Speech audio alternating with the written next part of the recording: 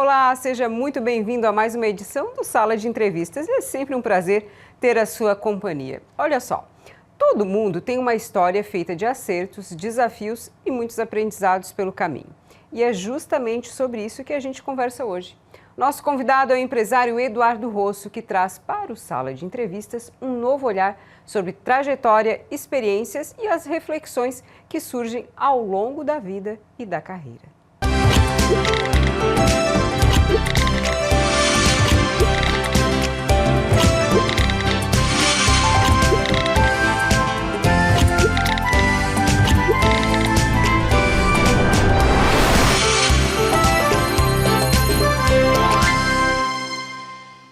E além da companhia de todos vocês, eu tenho comigo agora também o empresário Eduardo Rosso. É um prazer recebê-lo aqui no Sala de Entrevistas, viu, Eduardo?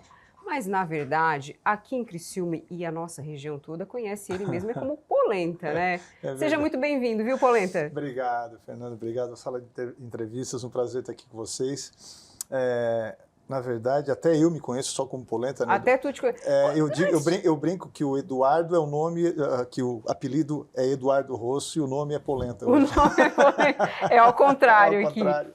Mas me diz, antes de a gente entrar no assunto aí do tema do programa de hoje, de onde é que veio Polenta? Como é que surgiu isso? Eu conto rapidamente, 11 para 12 anos, a gente ia surfar na Praia do Rincão.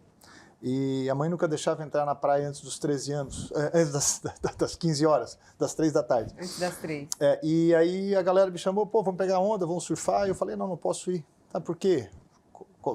Eu falei, acabei de almoçar. Tá, comesse polenta? Eu tinha comido polenta. Tinha comido polenta. Sou da quarta linha, do interior, então, sim, né, 2, 3 vezes na semana. As raízes tinha polenta, minestra lá em casa. E eu tinha comido, comedor de polenta, sou polenteiro, e ficou polenta. E no começo, Fernanda, até foi um selo de integração. Né? Porque como eu era de um bairro, galera do centro, aí o apelido pega, cola, gente boa, os amigos... Né? E eu fazia questão. Chegou numa hora, numa certa idade já meio mais comerciante, empresário, começou a me incomodar um pouco. E eu até tentei mudar, mas não tive muito êxito, não. Não conseguiu. Tentou, não teve jeito. Então, hoje mesmo, quando eu falo, eu vou me apresentar, eu vou falar para alguém, estou esperando uma reunião, quem é? O Eduardo. Que Eduardo? O Eduardo Rosso. Pô, fala o Polenta, para já sabe quem é. O Polenta. Então, para você que está em casa, para nós aqui, então nós vamos chamá-lo de Polenta para facilitar para todo mundo. À vontade. Mas o nosso assunto hoje aqui é justamente, ele já trouxe aqui um para mim também, é o livro, né, que tu acabou de lançar, esse livro, o livro Erros. Vamos ver se a gente consegue pegar aqui. O livro Erros, esse é o tema central do nosso assunto hoje, é o lançamento desse livro. Tu tens uma trajetória aí repleta, rica no empreendedorismo, né? E aí veio o livro, né? Como é que aconteceu isso? Como é que foi essa transição, né, do empreendedorismo para as letras? Então, na verdade, o projeto Erros é mais um projeto de um empreendedor, né? A ideia se deu uns 20 anos atrás, né? Meu nome, Erros é o meu nome, Eduardo Rosso, né? E uma empresa que eu tinha era E-Rosso. Né? E-Rosso. O meu e-mail até hoje é eduardo@erosso.com.br. E eu fazendo o e-mail, eu esqueci de um O um dia, não foi o e-mail. Depois eu fui ver porque não tinha ido o e-mail, voltou, né? E eu li a palavra erros, assim, já errei tanto na minha vida que o nome Erros está no meu nome. Né? E aí eu falei, pô, isso dá um livro, porque ninguém fala sobre erros, né? É um tema raro, todo mundo comenta sobre conquista, sucesso, felicidade, alegria, esse tempo de rede social mesmo, tudo é perfeito. Tudo é lindo, né? E essa ideia ficou batendo aí eu tenho uma gaveta de alguns projetos, ficou lá de vez em quando eu mexia nessa gaveta e um livro, mas... Fernanda, nem um leitor ávido eu sou. Eu sou um cara que lê alguns livros pontuais, não sou aquele CDF da literatura, né? Então, como é que eu vou fazer um livro sobre alguma coisa, né? Principalmente sobre erros? Então, essa história aí tem 20 anos e agora, depois de uma... 20 anos, mas tu teve essa ideia só por essa... Tu detectou essa cacofonia. De quanto que eu errei na minha vida. Erros ali, Errosso. Isso, justamente. Isso dá um nome dá pelo menos um nome de um livro. Mas naquele momento, tu já viu que tu tinha a bagagem para essa escrita? Sim, já tinha, porque eu já tinha passado. Né, a gente vem de uma história que meu pai nos deu uma condição financeira, uma classe média legal, bacana, e depois ele, infelizmente, quebrou. né? Tinha uma olaria, uma cerâmica vermelha, uma olaria tijolo na quarta linha, época anos 90, plano Collor aí foi uma derradeira. E meio que eu tinha 15 para 16 anos e a gente meio que ficou sem nada, assim, né? Aproveitava daquele fruto, daquela condição boa. E então, assim, e logo depois, Fernanda, eu comecei a me reinventar, porque daí o pai ficou, né, naquela, tocando o negócio ainda mais bem mal. E aí eu comecei a inventar. E aí a gente fui estagiar na Caixa Econômica, fui trabalhar numa agropecuária, fui tentar ajudar meu pai. Nisso estava começando a administração, na FUCRE, que era na época hoje Unesc. Né? E aí eu comecei a tentar ajudar, não deu certo. A gente trocou a casa de praia por uma sugestão minha, vou trocar a casa de praia por uma transportadora que estava à venda. Aí fizemos o negócio, eu fui cuidar da transportadora. Fui buscar para fazer uniformes para a transportadora, não achei. Montei uma confecção de uniformes. Não tinha, mesmo? Então, assim, eu sempre fui muito ativo, né? Nessa época, eu sempre corri de moto, enduro, ralis, carro, jipe, tudo que tinha, enquanto tinha dinheiro. Quando acabou o dinheiro, aí eu fui organizar os campeonatos, né? Comecei a organizar, conheci a galera e tal, então a gente fez alguns eventos assim, né? E eu comecei a produzir os próprios troféus para economizar, né? E, enfim, tudo que eu podia fazer dentro de mais uma ideia que rendesse uma economia para o negócio ou um possível trabalho a mais, a gente buscava fazer, né? Então, sempre tive esse dinamismo, né? Até que chegou, em 98 para 99, o diretório, onde me deu uma projeção social assim. Diretório, eu gostaria que você explicasse também para a maioria das pessoas, que era uma casa noturna, né? Que foi o elo de uma geração, né? 99, foi muito 2000, marcante aqui 2000, na região até sul de Santa 2005, Catarina. 2006. Foram né? Quantos anos de diretório? Foi até 2006, até 2005 deu para 2006. Deu o quê? Uma década? Não, deu 7 anos. Quase uma década. Começou em 98, verão de 98 para 99 no Rincão, a gente veio para Criciúma, depois voltamos para o Rincão, fomos para o Campestre Yacht Clube, aí tinha o diretório Praia, Summer, o diretório Lagoa, tinha o diretório Advance, que eram eventos que a gente fazia fora. E aí eu vou te interromper um pouquinho. Nesse período do diretório, tu acha que é aí que foi quando tu te consolidou como empresário? Sim, a noite te dá uma visibilidade, né? Enquanto eu tinha a transportadora, eu estava lá na quarta linha. Enquanto eu tinha a confecção, eu estava por lá também. Né? Então, eu acho que foi essa questão. Claro que, né, por ser envolvido no esporte, na moto, como eu falei, vôlei, basquete, tudo que tinha esporte eu praticava. Né? Então, eu sempre tinha muitas turmas, muitas tribos, né? Então, assim, mas só que, assim, uma projeção social, assim, mais em evidência foi à noite, né? Através do diretório.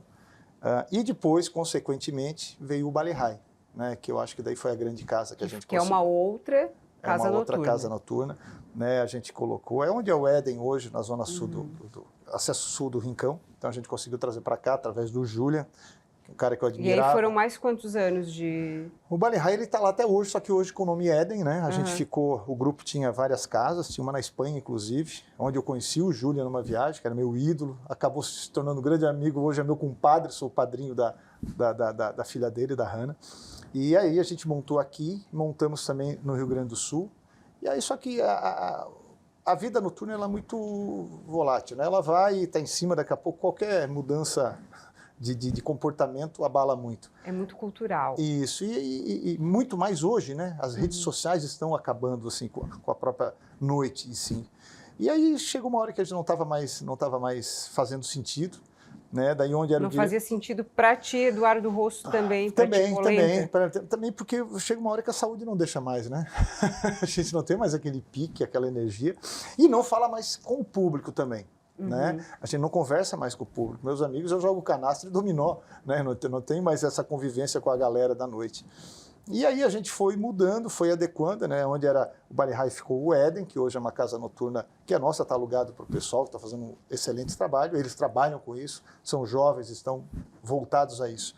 Né? Onde era o diretório, lá em cima a gente transformou em Família Rosso, que hoje é um restaurante, né? Restaurante, pizzaria, abre todos os dias ao meio-dia à noite. A gente foi se consolidando com o restaurante.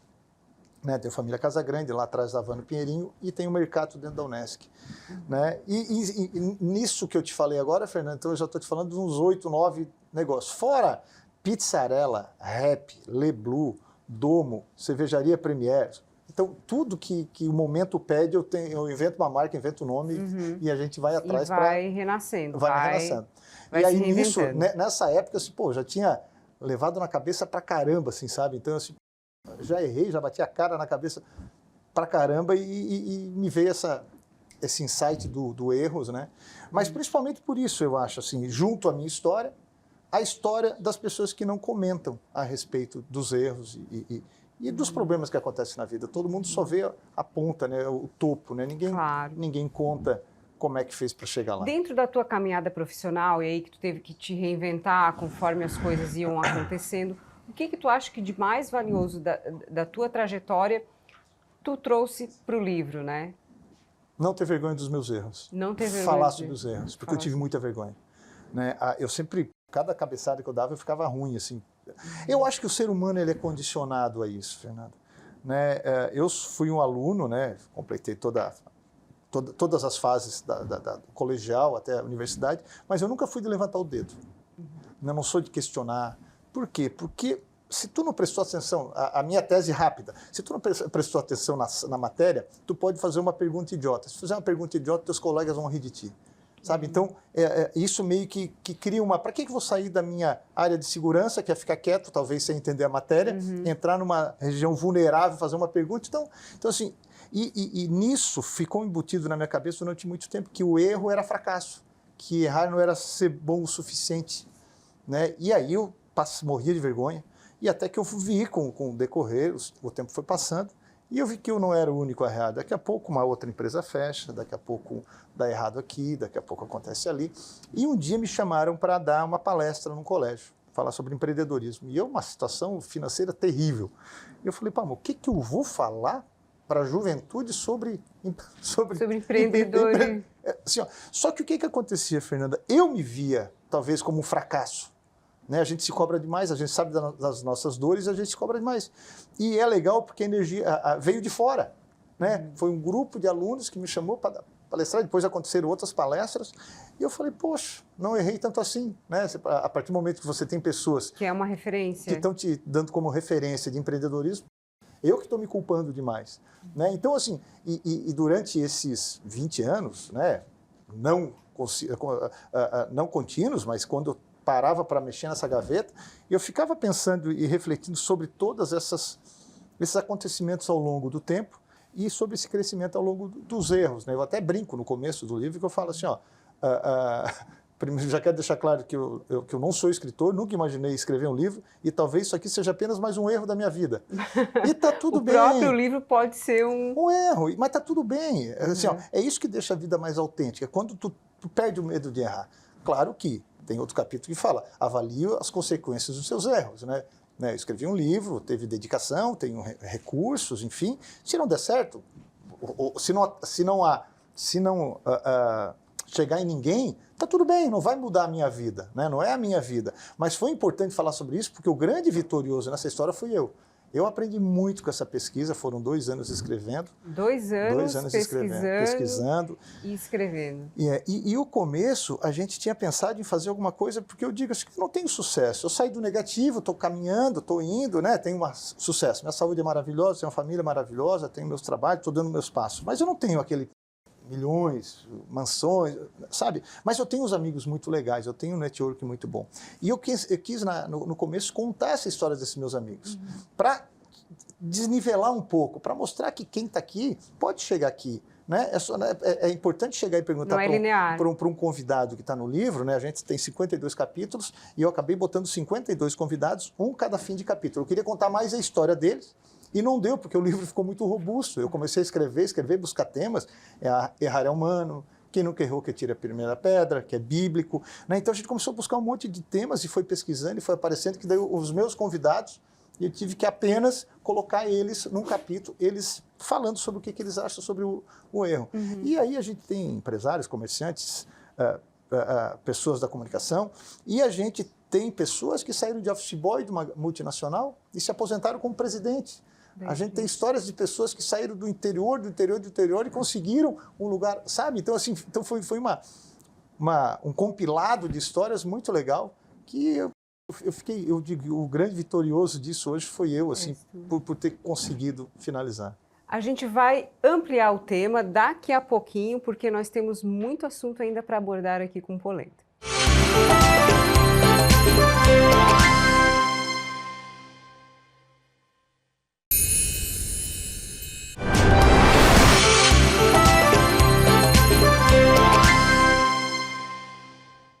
Voltamos para ampliar um pouquinho mais esse bate-papo muito bacana com o empresário Eduardo Rosso, Polenta, sobre esse livro dele, Erros, né, que ele trouxe aqui para a gente. Ele lançou recentemente, vou pedir para o Juliano aqui para me auxiliar. Ele está fresquinho esse livro, né? Fresquinho, foi lançado Exato, agora dia 7. Dia 7. A gente tá errando bastante, até a gente estava rindo na rede social, porque é o meu primeiro livro, enfim, e a gente preparou o lançamento na Amazon, a pré-venda, para o dia 23 de abril deu erro, aí jogando para o dia 30 deu erro. Deu erro? E a gente não conseguiu liberar ainda, está saindo agora entre hoje e amanhã, porque a gente foi fazer o cadastro Amazon, né? Na Amazon, uma sangria errada, depois a gente tinha o código de barras errado, e um monte de erro. E aí, no final, que ele saiu numa plataforma internacional, saiu em dólar, ficou muito caro, aí eu tive que fazer um novo cadastro. Mais um aprendizado, é isso que tu está querendo dizer pra gente. Quem precisar cadastrar um livro na Amazon, me liga, pode me chama, levar. que eu já dou consultoria. Né? Mas a gente lançou agora, foi no dia 7 de maio, né, lá no Nações. Foi na Fátima também no dia 9. E a gente está fazendo uma agenda, então é fresquinho, chegou agora. Eu soube, alguém me contou que esse livro também tem uma passagem que é tipo uma página em branco, é isso? Tem, a gente tem várias. É um momento de silêncio. De reflexão. De reflexão. Esse livro Fernando, ficou um livro maduro. Por quê? Porque foi feito com tempo. Foi feito ao longo, pensado, eu fazia, eu apagava, eu mudava, já estava praticamente pronto, eu mandei para um editor para ele me ajudar, ele apagou um monte de coisa, aí eu assim, não, eu não gostei do que ele mexeu, eu voltei a escrever, e foram aparecendo ideias. Se tu pegares, tem a primeira página... Vamos ver se a gente acha que é uma página de... Não, eu posso Pega pegar... aqui pra gente, né? uma página primeiro, aí que... Primeiro, então, quer dizer assim, eu tô ali, tô fazendo a minha leitura... Tá, ele é muito estou fazendo dinâmico, uma leitura, ele é muito daí dinâmico. aparece uma página em branco que é para que o leitor consiga refletir... O momento de silêncio, a página do silêncio. A página do silêncio. Mas a gente tem a primeira página, e a gente começa dizendo, muitos erros começam com uma decisão simples, desistir. Né? Às vezes desistimos por medo, por impulso, porque o caminho parece difícil demais. E muitas vezes desistimos antes mesmo de começar. Essa página saiu por quê? Porque eu fiz a última página. A última página é linda. Né? A gente fala sobre o final do livro, com uma reflexão. E tem o QR Code aqui, que estou apontando para o QR Code, vai ter a música My Way, de Frank Sinatra, aqui interpretada por Elvis Presley. E My Way conta o meu caminho, que o meu caminho foi feito do jeito que deu, com os tropeços, com as quedas. Como foi, né? Ele foi tirado do caminho, ele fez o caminho dele. Então ele é um livro bem dinâmico. Assim. Ele não é um livro, ele é um livro grande, robusto, que a gente pode ver aqui, robusto, mas teve essa preocupação de ser agradável também. Robusto, mais leve. Então ele tem, daqui a pouco tu tá virando, tu tem que virar de cabeça para baixo. Quando eu digo, sério? Quando a página 17, se eu não me engano. Página 17? Vamos ver se a gente acha aqui a página 17. 17 para ver se... Eu vou achar que está errado. Então, o leitor não vai achar que está errado. É aqui, é menos, eu acho. Vamos ver se a gente acha. Não, acho que eu acertei, porque eu já mexi tanto nisso. Ele já fez tanto esse livro, ele já fez e já refez. Aqui, Tá aqui. Ó. Seria a página 16, então. Então 16. Quando o leitor chegar aqui, que ele vê isso aqui, não é um erro. Não é um erro. Não aí é um tem erro. Que virar de cabeça para baixo e falar. Aí ele vai ter que... Não, é essa página aqui, ó, que está... de cabeça para baixo. Você não está louco e isso não é um erro de impressão. Só quero que você sinta como eu me senti quando a minha vida mudou completamente de cabeça para baixo. Aí a gente contextualiza. Aí a pessoa vai ter que o quê? Vai ter que virar então, para ler aqui prefácio do livro, o correto. Então, para quem comprar o livro, ó, não tem erro foi diagramação, não. Vezes. O prefácio desse livro ia ser feito pelo Augusto Nunes, um jornalista da revista Oeste, famosíssimo, né? Através de um amigo meu que conseguiu com ele. E um dia eu estava na academia, correndo na esteira, aí eu assim, tudo certo. E aí uma professora, Maria Cristina Keller, que fez a última correção de português, né, para ficar intacto, para não ter erro, aí ela me falou, mas o prefácio deveria ser teu, pelo menos nessa primeira edição. Não coloca alguém de fora. Né, eu pensando já numa pessoa relevante, que gostou da ideia, gostou do tema. né? E eu estava correndo assim, cara, daí tem o Paulinho do Energia, o Paulinho Vargas, né? Para quem conhece, Paulo César Vargas. Teve uma época que eu estava passando por um momento difícil, dentre os vários da minha vida, e ele falou, calma, cara, te acalma, a vida não é uma foto, a vida é um filme. Eu assim, como assim? Cara, não é o que tu tá sentindo agora, olha a tua história, o que tu fizesse, olha o que pode fazer. E aí eu assim, poxa, e eu correndo, por isso que eu digo que foi muito inspirador, porque daí eu assim, cara, Paulinho me falou aquilo aquela vez, virou o prefácio desse livro. Virou o prefácio do livro. O Beto Colombo, né, que é um outro empresário, escritor, filósofo, tem 3 passagens no livro. A reflexão final fala sobre ele, sobre o discurso dele. Ele foi meu padrinho na minha formatura em administração. E no dia quando a gente era 1997, ele estava lá e ele falou, vocês a partir de hoje de jovens administradores, eu vou contar uma história rápida para vocês, que em certo momento da história, um administrador pegou seus 12 funcionários, fez com que todos sentassem e lavou o pé de cada um deles, né?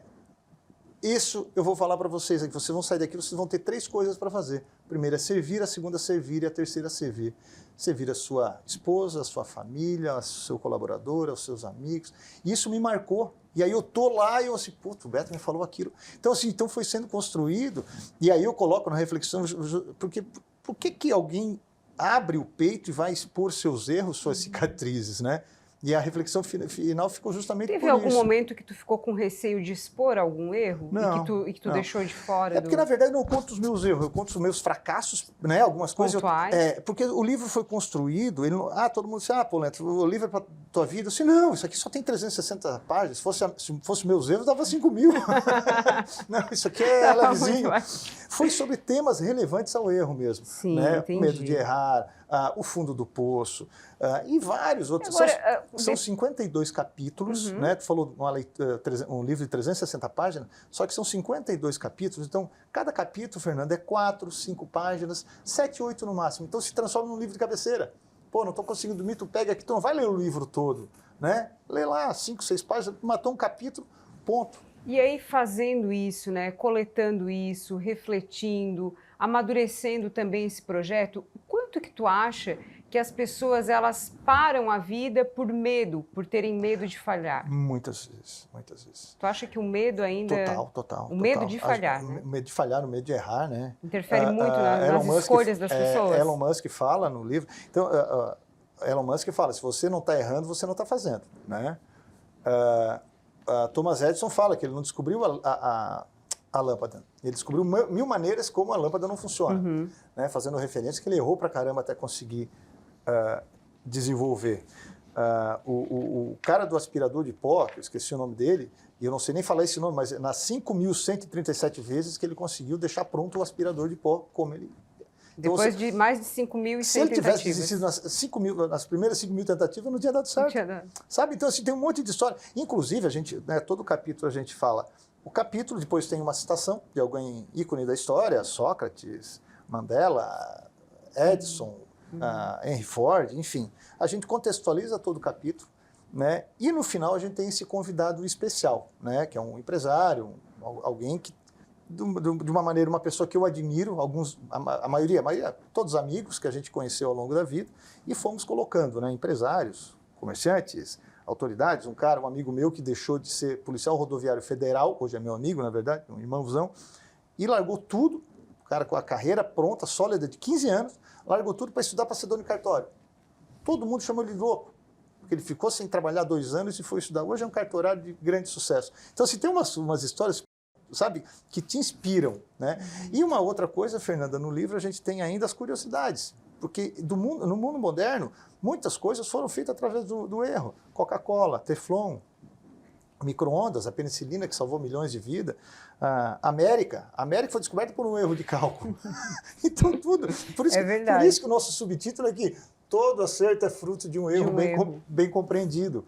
Né? Então a gente fala sobre esse assunto várias vezes, mostrando que, cara, que errar não tem problema, não é vergonhoso, errar não é um fracasso, errar faz parte da jornada, faz parte do caminho. E hoje, o que é o sucesso para o Eduardo Rosso? Hoje, a gente vai amadurecendo e vai ficando bem mais tranquilo, né? Mas hoje, se tem uma coisa que eu fiquei imensamente feliz, é isso aqui. Nada de todos os projetos que eu passei de restaurante, nada vai me dar... Te deixou tão satisfeito, tão completo. Tão completo. É um legado escrever um livro, muito mais para mim, né? Porque tem pessoas que o dia a dia é em sala de aula, ou é escrevendo livros, escrevendo poemas e tudo mais. Eu, como eu falei, assim, eu leio pouco. 3, 4 livros no ano, sabe? Então, assim... Como é que acontecia essa escrita? Tu dedicava... tu tinha alguma disciplina, alguma rotina para escrever? Ou era conforme tu ia... Era insight. Era um insight. Eu estava, daqui a pouco, batendo papo com alguém, lembrava de algum tema, saía anotando, botava no celular, chegava em casa, ia pesquisar e começava a fazer. Né? Daqui a pouco, acordava 3, 4 da manhã, não conseguia dormir, eu acordo cedo sempre. Aí não conseguia, ia para o computador e começava. Daqui a pouco, hoje a gente tem muita informação, né, através das redes sociais, daqui a pouco passava um tema relevante, isso aqui. Bom, daqui a pouco aconteceu uma situação na cidade. Aí no dia nós o cara foi arrogante, né? Arrogância que nos leva ao erro. Sabe? Então a gente tudo foi insights do dia a dia, do nosso dia a dia, conversando com amigos. E agora, esse projeto, ele abre espaço para novos capítulos, de repente para uma nova edição de um livro com a mesma temática, ou tu já pensa num outro que não seja Erros? Fernanda, eu estou com mais de 25 títulos. Mais de 25 títulos para Porque daí tu vai entrando daqui a pouco. Aí eu parei para pensar assim, como é que eu, Eduardo, né, o Polenta, estou aqui escrevendo um livro. E quantas vezes eu desisti por 60 dias esse livro? Chegou um dia e disse, não aguento mais. Para. Joga aqui no canto. E fui fazer outra coisa, porque eu tenho 3 restaurantes, eu tenho que trabalhar, eu tenho que cuidar deles, estou fazendo mestrado. O que eu estou fazendo? Escrevendo livro não é minha vida. Né? Peguei e joguei no canto assim, deixei. E aí, depois, passou um tempo, eu comecei a folhear. Aí eu comecei, mas ficou bom, mas tá legal. Chega uma hora que tu lê tanto, tu vai e volta, e que tu cansa, né? E eu comecei a mexer nele. Aí foi onde eu dei o start e fui para frente para finalizar ele. E chegou um dia, minha mulher falou assim, deu, porque senão eu estava escrevendo ainda, porque a gente escreve, apaga, vai. Vai ter o volume 2, 3... então assim, mas o que aconteceu, né? Por conta de algumas coisas que a gente aprendeu no dia a dia do livro, a Amazon, por exemplo, eu falei aqui da Amazon, né? A gente fez 5.000 cópias desse livro para vender nas livrarias, enfim, para apresentar. Né? E só que o livro da Amazon, que é vendido na Amazon, não é esse aqui. Não é esse aqui que eu mandei imprimir na gráfica. A Amazon hoje, se tu comprar esse livro em São Paulo, a Amazon vai te entregar ele igualzinho, na tua casa, só que é ela que vai imprimir. Né? Ou seja, se tu quiser comprar nos Estados Unidos, esse livro hoje está sendo impresso nos Estados Unidos e a Amazon entrega no Brasil, para ter uma ideia. Aí ela vai, de acordo com a logística dela, com a região, ou com a quantidade, ela vai... Aí tem o site delas que faz toda a pesquisa. Por conta disso, a gente vai lançar ele na Argentina, né? A gente já está com uma versão pronta em espanhol corrigida e uma versão em inglês pronta, corrigida por um professor. Né? Então a gente não vai fazer o físico agora, mas vai colocar na plataforma. Na plataforma está lá para Ou seja, América Latina, América do Sul, Europa, Estados Unidos, quem quiser comprar Los Errores, Erros ou Errors, como ficou, vai ter essa disposição livre. Então é uma coisa. Então, assim, é coisa de empresário, de empreendedor, não é coisa de escritor em si. Né? Mas ficou, a visão. Foi a própria editora, a Oxo, né? Eu brinco porque eu mandei lá para a Livraria Curitiba. Ele tem muito orgulho, né? Eu sinto que ele é um filho muito querido, muito... É um filho. Não, e aí, assim, e tem essa editora aqui, ó. Essa editora que apostou em nós, né? Tá. Oxo. Oxo. Essa editora é minha. É tua?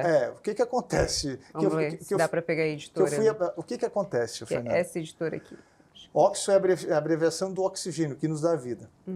Como eu fui montar esse livro, ele estava pronto, aí eu fui pesquisar editoras, qualquer editora que eu fosse fechar o contrato, só para lançar ou para diagramar para mim, ia me cobrar 50% dos direitos autorais. Ou seja, essa obra que eu fiz, passei todo o trabalho, daqui a pouco eu ia entregar...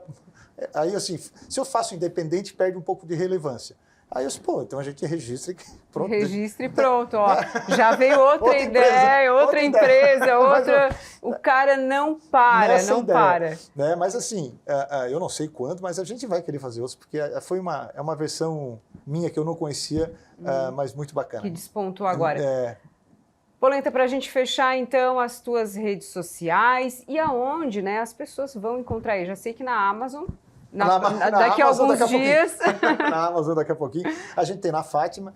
E tem aqui na região, né? Aqui na nossa Livrarias Catarinense. E a gente vai estar colocando em todas as livrarias catarinenses do estado, né? Não estão ainda todos. Para quem está fora, São Paulo, Rio, ou de outros. Aí a Amazon fica mais fácil. Ou então pelas redes sociais que a gente via. A gente está enviando umas 10 cópias assim para pessoas que nos seguem, né? Eduardo _ Rosso. @Eduardo _ Rosso. Ou @livro _ erros. E a gente vai estar também com uma fanpage agora, também com a compra direta que a gente entrega também na casa da pessoa. Tá certo, Polenta. Muito obrigada pela tua participação. Seja sempre muito bem-vindo aqui à TV Primavera e ao Sala de Entrevistas, viu? Muito obrigado pelo espaço, Fernanda. E espero que faças uma ótima leitura. Com certeza farei ótima leitura. Lembrando também que esta entrevista está disponível no nosso YouTube, /TV Primavera. Foi um prazer ter a audiência de todos vocês e até a próxima edição do Sala de Entrevistas.